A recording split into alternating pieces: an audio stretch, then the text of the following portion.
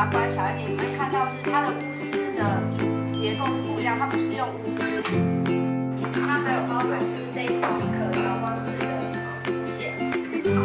好，手边都有嘛，对不对？回来之后呢，我们就继续去把这